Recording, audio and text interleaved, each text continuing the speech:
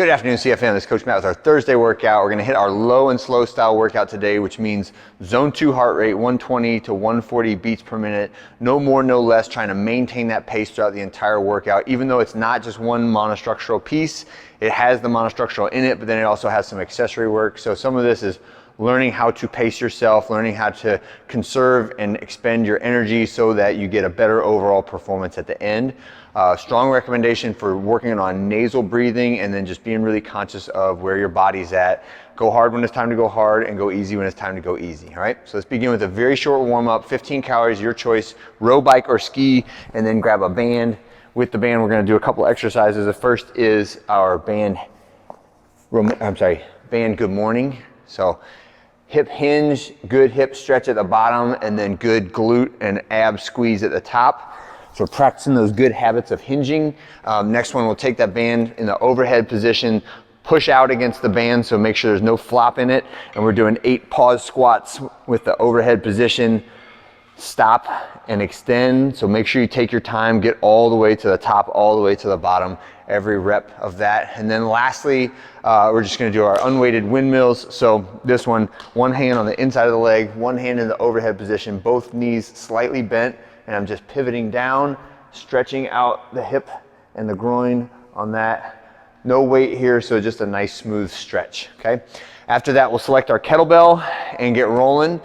This is a 45-minute zone 2 AMRAP, so don't worry about how many rounds and reps you get, just try to maintain that pace throughout the entire thing. If you can run and maintain the zone 2 pace, please do so.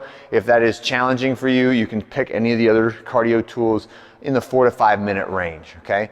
When you finish with that, we're gonna start with some seated hip swivels. So on the ground, the top of one knee is to the bottom of the other foot, and we're swiveling the hips over. Try to keep pressure on your feet. Don't let your feet slide around or get unloaded when you do this. Try to keep your hard pressure in your feet, and this is the hard way to do it, is with your hands reaching out over the top of your knees. All right, next one, we're gonna go into a lateral bear crawl. So this will be all the way down and all the way back, starting in that bear crawl position with the knees down, and I'm just moving side to side, one direction, side to side, the other direction. Good advice on that one is just to try to maintain your belly tight. Don't get into either like a super flexed or super extended position. Your legs will get tired doing that a little bit, so if you need to take a break to get your heart rate back down, please do so. Next one is a V sit-ups. So we're doing our V-ups, torso off the ground, and then reaching to try to touch your toes. If you need to bend your knees, that is totally fine, all right?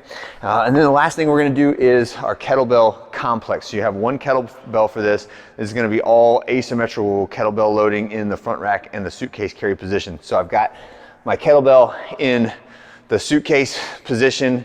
It is fine to go relatively heavy on this to get a little bit more of the abdominal recruitment on it.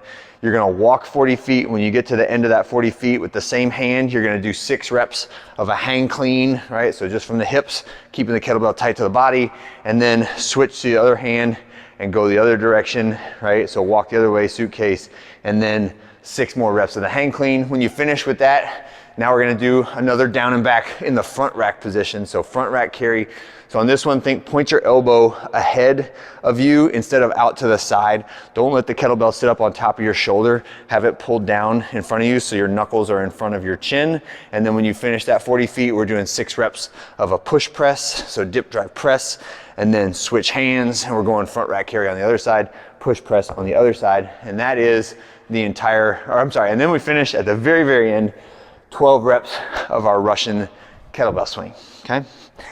And that is it for the entire complex and the kettlebell complex. Repeat, repeat, repeat until 45 minutes is over. And that will be our low and slow workout for this Thursday. I hope you enjoyed it, and I'll see you guys on Friday.